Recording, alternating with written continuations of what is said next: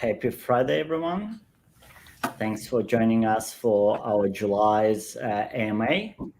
Like last month, we have Emma and Brent with us, so we're in great company. We have a few things we wanted to share today. So I'll just pass it to Brent and Emma to say hi, and then we'll get straight into it. Cool. Thanks, Gennady. Hey, guys. How's it going? Happy Friday. Everyone pumped for another big AMA. And hi, everyone. We're all busy here at Shping working with our customers across all the different verticals. So we're excited to bring you some exciting tidbits today. Awesome. So a couple of things for today, what we wanted to cover. First, we wanted to talk about, so it's a new financial year, as we mentioned last time. Give you a few lay out our objective for this financial year. What are the key focus for us going to be? Obviously, in the early stage agile business like ours, you have your specific plans that you sort of plan ahead, but there could be some additional opportunities that come along that make you to pivot a bit, to reshuffle some of the plans, to switch your priorities and so on. So as it stands now, the key focus for us is to enable our app to bring to help our app users to get a lot more from our application. And we're developing additional widgets, additional capabilities for the app to really be a true universal rewards app. So the Shping, the way it's sort of positioned itself, it's a single entry for consumers to join hundreds of rewards programs. So instead of going and joining a reward program of every single brand, which is not practical, like we're probably getting confused with 5 or 6 rewards programs. Imagine having hundreds of them. So to have an app that sort of consolidates all of them into one single rewards program is very convenient for the consumers. At the same time, with the app serves a lot of additional value for the consumers. So not only they able to earn rewards from the brands they shop for, but also be able to access important information, to make the right decisions, to make sure that the dollar they spend, it only goes towards the products that they really need, or products that will carry a value for them.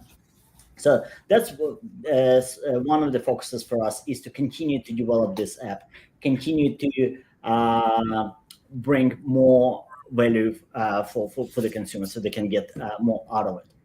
But at the same time, we're working with brands and developing more tools for the brands to better engage, to better understand their consumer is quite important. So one of the features which we are still in testing mode, but we will be rolling it out in the next couple of months, is the custom audiences. So you probably all notice sometimes when you go to someone's website, all of a sudden you start seeing some ads on your Facebook. Sometimes even saying something out loud would prompt ads to appear on your Facebook or Instagram timeline. This is obviously the strategies of a lot of brands. They're trying to find information you're interested in, and then serve you relevant content to see if they can convert you as a customer. There is a lot of changes in that space, and maybe Brent can share a bit more about it, but there are a big fight or the restrictions that are being imposed on cookies and the way that consumer is linked to a specific site, which makes it very hard for brands to retarget you. Retargeting is a very important part of any marketing, to be able to retarget the same consumer with the right messages until they learn enough about your product and make the next step. So where we come in, we're getting this information from the physical stores, where still majority of the purchases are made. And we're enabling to capture consumers' interest, to understand what products they buy, whether they scan the product, whether they purchase, and we see this purchase on the receipt, and then create a custom audience for the brand to be able to set up a campaign and say, oh, we know that's our client, we want to talk to them. So we can create different audiences for our brands of those who didn't, maybe they also visited their website, but those who actually bought their product in a physical store. It's something that was never available before, and we're very excited to deliver this feature. The brands we already have talked to, they're all thrilled about this opportunity, because that's something that will help them with getting to their audience, talk to the right audience, and spend their marketing dollars to towards those consumers who can become a client of theirs. Because as we all know, there is a lot of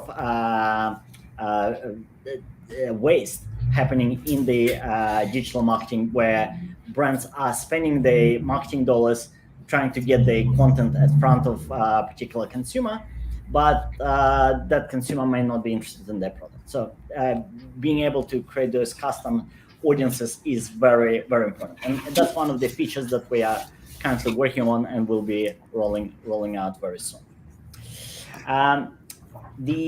One of the big features, and maybe we'll wait until we talk about it. Maybe I'll let Brent, as I mentioned, to talk about the issues with cookies and some of the things that's happening on the market, on the digital market space. Yeah, absolutely. I can jump in there. Look, it's an interesting, landscape as we're seeing, particularly in Australia, more privacy, sort of focus from the government, from consumers, and that's rolling out into companies as well.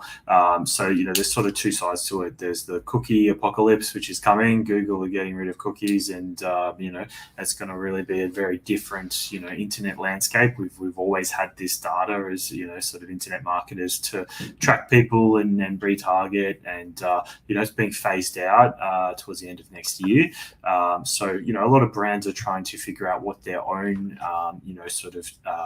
their own data, first party data collection strategies are, because they're in a position where they're seeing things change. Obviously, even those of you who are close to the sort of e-commerce world or the Facebook marketing, the impact that Apple had iOS update 14 a few years ago, and the tracking abilities that that's impacted for Meta with their platform has really caused a shift in how digital marketing can be spent really efficiently. So brands are starting to clue up and think, well, how do we sort of take matters into our own hands here and develop our own strategies for first-party data collection in a way that we're not reliant on these big tech giants. And so, our ability to actually connect the, consumer or the shopper with the brand and then sort of bring them together through our platform, and now also help brands with their own level of first-party data collection with building custom audiences on Meta is really an exciting development, because historically, brands have no idea, who's shopping in the store and picking up their products. They sell to the retailer, and then the retailer sells it on to the end user. So, being able to kind of bolt on this service to our offering for brands really just helps strengthen, our relationship with them and help them achieve their marketing goals, which is a core part of our business-to-business offer. But it means that as the digital marketing landscape changes, we're going to continue to be very relevant and a very helpful partner, for brands. And Emma, I don't know if you've, had much thoughts from any of, the partner brands on the Facebook integration, but I think it is an exciting one for sure. Yeah, we've definitely got some expressed interest on integrating now, so that the brands can see a lot more what's happening with our traffic as well. And we'll have some exciting updates on that space as well, in terms of what we're able to do from a brand's perspective into the back end of this year with that social side of things as well. So being very well received so far from a brand's side of things. And that's just something we'll keep working on with them into 2024. Yes, awesome. And Gennady, are you going to talk to our new game changer that's happening? We're very excited. We've got some excited people in the community about the app developments. So keen to hear. So maybe I'll start with traditionally you talk about the problem first and then the solution. So in the retail space, and Brent, with his background from the FMCG brand, will probably help me to explore that problem that brands are facing. But any type of activation, whether you want to run a promotion on a 25%, 50% promotion that with your products, you're always reliant on retailers. And it's a very expensive exercise because, as you understand, if you're a retailer or you're dealing with a retailer, they have hundreds or thousands of merchants on their platform, and they need to make sure that they balance promotions between all of them. And therefore, you don't have any preferential treatment. You are one of the thousands suppliers. And if you want to run a promotion, you need to wait for your slot, because you can't just do it anytime. You can't align it to specific events unless you've started planning way in advance and you've arranged it with the retailer. And for a lot of brands, it's a real problem, because they don't have a control what incentive are put out there and when. So and most importantly, when they do run those incentive, or like 50% off, it usually comes at the brand's loss, because not only they're subsidizing price you as a consumer paying, there are a lot other charges that they need to incur to run this promotion. So they usually do that to attract new buyers. But the reality is, as we all know, those promotions really shift people between brands. So they know that today this detergent is on 50% off, they're going to buy that. And then the next week it's going to be another detergent on 50% off, and they switch and they buy that detergent. What it means for the brand, that they sell most of their products on that half price, meaning that they losing the average price per unit is really affected. For retail, it's a great thing, because they still making sales. And as I mentioned, most of this 50% off is covered by the brand themselves, not the retailer.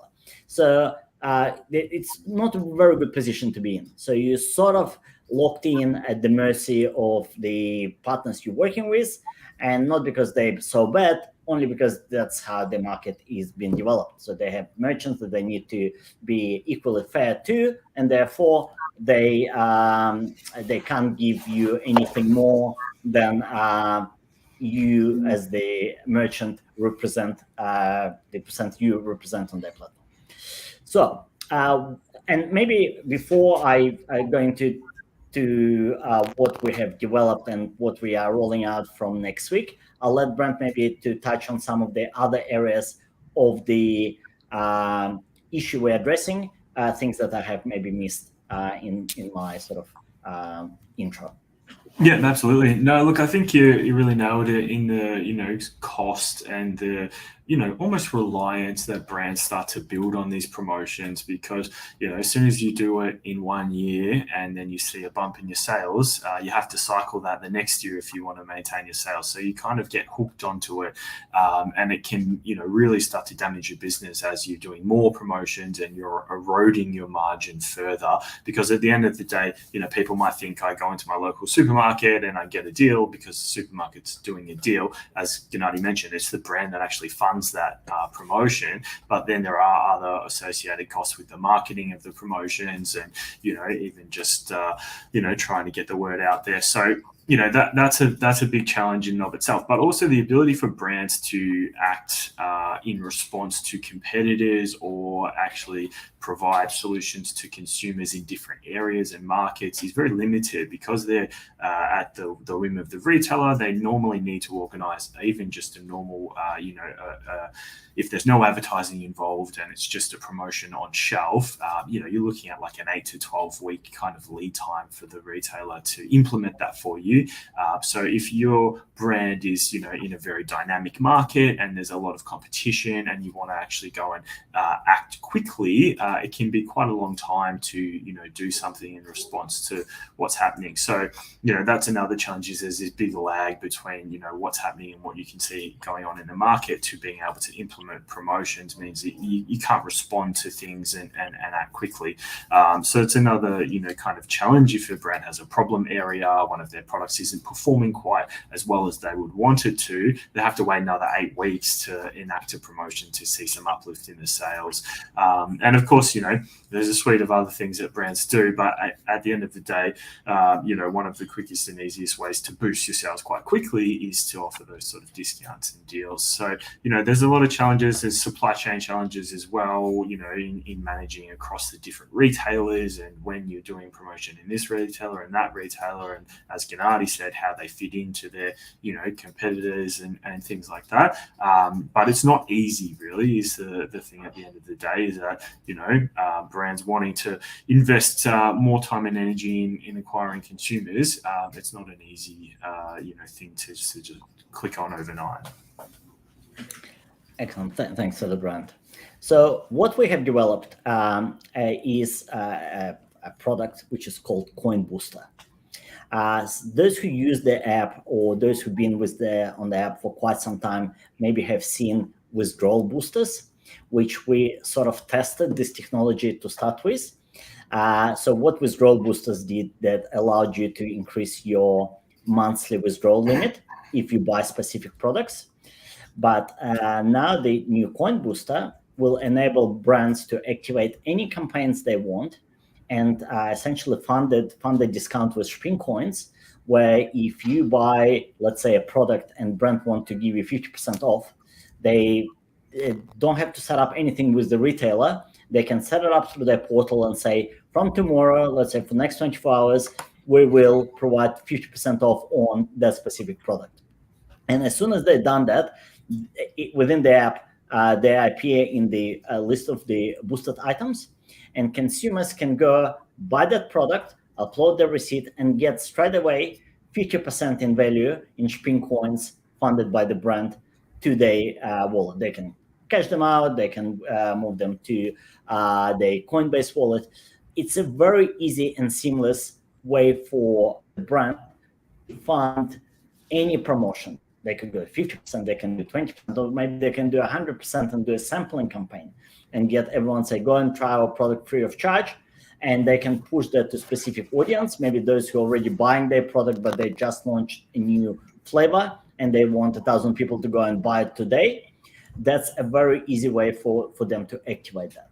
So we believe for our clients who we're already spoken with, it's really going to be a game changer, the way they run their promotion, because they're no longer tied up to very strict rules and terms when all of those promotions needs to go through the approval of the retailer, wait for their time. When the time slot is available, they can just do it themselves whenever they think they feel right. So for example, if you're in ice cream and you know that tomorrow is going to be a very sunny day, you want to maybe run a promo. You want to get more people to actually try your ice cream tomorrow because the weather is right. So you could just simply do that. You could do it in a specific area. You can do it in a specific even time zone, because in Melbourne you can have 3 seasons in one day. So therefore it's very flexible. So this we're very excited about this feature, and more importantly, it just gives more make Shping coin more applicable to not only being a rewards mechanism, but also be used to fund the brand's promotion, which is a very significant part of any brand's marketing strategy. Very exciting. Sorry, Joanna. Sorry, the brands are very excited about it coming as well, because like Gennady mentioned, it allows them to be a lot more flexible with their spend, and allows them to be targeted and focused in those nimble times of the year where they historically wouldn't be able to, I suppose, utilize that mechanism with retailers. And it offers us a real exercise of bringing a brand's customer through the Shping funnel from start to finish. So it's very exciting for us, and we'll have big brand names in the industry rewarding through the Shping coin in a different way than what we've seen in the past as well. So very, very exciting. Excellent.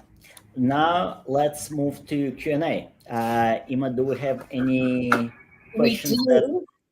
We have had a couple of questions come through, some on the app and some based around the community as well. So I'll quickly read through those. So someone's posted, I noticed that for some receipts, I'm getting rewards for just uploading the receipt, but in some instances, I get additional rewards for items on the receipts. Where can I get the list of receipts that give us rewards per item as well? Okay, excellent question. In fact, I think in the next version or the version after, we adding within the app, there's going to be an information under the I. When you scanning a receipt, I think that's where the I going to be. And when you click on this I, we're giving a full explanation on, we call them Store and Store Plus. So we accept all the receipts, and you can get rewards as per this question that you read from Shping app user. You get rewards regardless on the receipt, whether it's your grocery, whether it's your 7-Eleven store, whether it's maybe a milk bar purchase, pretty much any or clothing you bought, a new dress. So any receipt you have, you can upload and you can get rewards. Then we have Store Plus. So we have some stores that we have already trained our system on, and we can extract information from the receipt. Meaning that not only we can reward you on the item, we can then see what have you actually purchased. So let's say you purchase a can of Coke, we can go to Coca-Cola and then reward you for that purchase. You purchase a bottle of milk, we can go to the brand of the manufacturer of that milk and get you rewards for the item. So and the list of the stores, as we call them, Store Plus, they are increasing pretty much on a daily basis. We are training our system to start recognizing.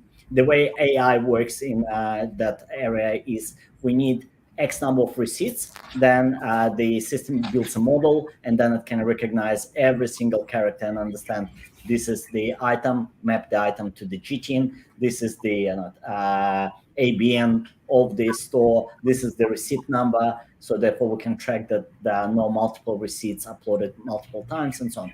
So yes, so soon there will be a list of all of the Store Plus that you'll be able to access through the app, and you'll know which receipts you're going to get rewards just on the receipt, and these are all the receipts, and for which receipts you'll get the additional rewards on the items. Great. Another question that came through is, what are you guys doing about the bots in the chat? I can answer this one because it's been the bane of my existence. Every day I'm sitting there, delete. There's all these scammers coming in with messages and links, and I keep seeing this guy's face, this YouTube guy. He must have a whole army of people sending out links for his YouTube videos on Ethereum. Anyway, we're sick of it. We've had enough. We know the community's had enough as well. So Jared, our CTO, has implemented a fix. You can see no more scammers, no more bots. They're all gone. Go away. See you later. So that's great news. It's sorted. Look, bots are an issue.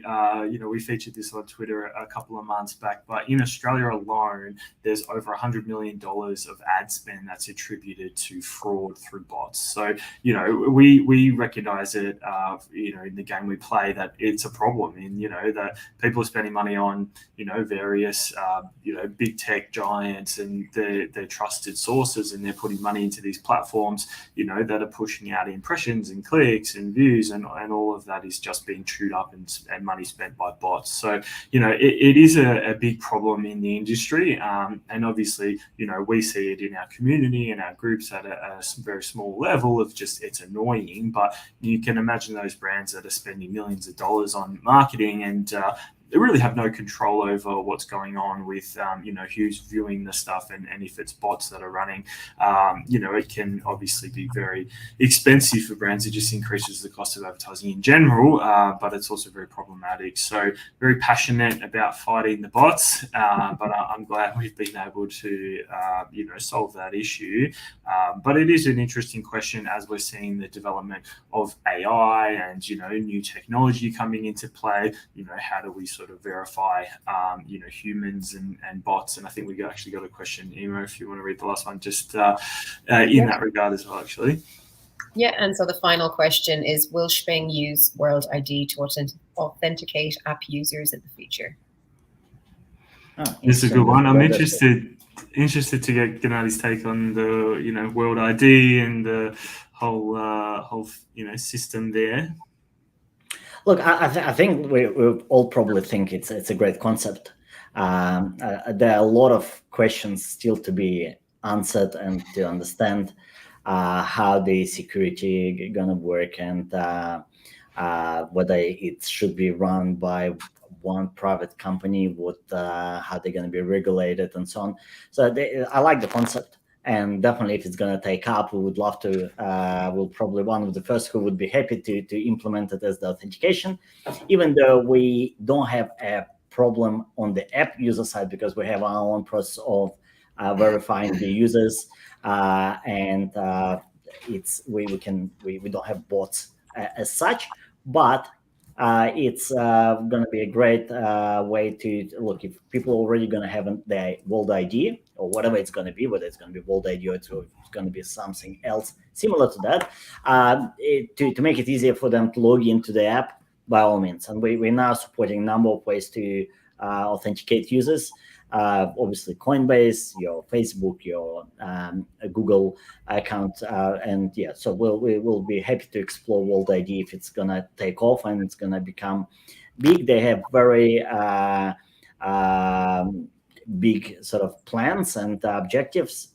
Yeah, but I'm sure, like everyone else, I'm not yet convinced that this is the right sort of model in terms of the governance that can justify a platform like that. But look, if it's going to be done well, I think it's going to be great for everyone. And that was the last question from the community. Oh, amazing. Brent, do you have your thoughts on the World ID and the World Coin? Yeah, look, it's interesting. I signed up for the app. There's no orbs in Australia yet, so I can't go and get my eyeballs scanned. And look, there's a lot of talk about the privacy, and from what I read, that they delete the data. They basically create a code, data for your iris, and then they remove the imagery, and it's supposed to be secure. But I understand your point as well around this one private company that owns this whole identification system globally. It does sort of open up lots of questions. But at the same time, we have been giving biometric data to, big tech like Apple, Face ID. You use it for however many million times a day. Globally, that's something that people have done without thinking twice about it. So, it just looks a bit weird. You've got this big ball, and you're going to go and put your eye in it. It feels quite invasive compared to, it's just my phone. But it's really like, what's the difference? So, no, I'm interested to see where it goes. Reading the white paper and the sort of vision behind it. It is a very bold vision. Obviously, any time that there's these very broad statements about changing systems, you always have to proceed with caution, as we've seen, across all different types of technology developments. But look, whether it's useful for us, as you said, Gennadi, we have our own systems that work very well. But what is interesting is to watch this development in side by side with AI, and the way that that technology is developing, and the people behind the World ID, sort of Sam Altman, saying that this is important because of AI. You sort of think, okay, well, maybe they know things that we don't know yet. So it'll be interesting to see where it goes. But not sure if I'll get my eyeball scanned yet or not. I'm going to keep an eye on it though. Keep an eye on it. What about you, Mike? Good pun. Have you looked at the anything to do with my eyeballs being scanned? I'm out for now, unfortunately. So I'd be the same. I'd be keeping a keen eye on it. But the thoughts of my eyeballs having to be scanned for any reason other than an eye test are outside the realm of where I want to be right now. It's a bit Black Mirror, isn't it? So that's our position for now. But we always happy to explore new technology, because I think that's what drives the innovation. So that's absolutely. Look, I think that's let's call it a day, as they say, for that AMA. I think we've covered great topics, and I really hope that our viewers have enjoyed watching this AMA. Thanks, everyone, and we'll see you next month. Thanks, everyone. Bye.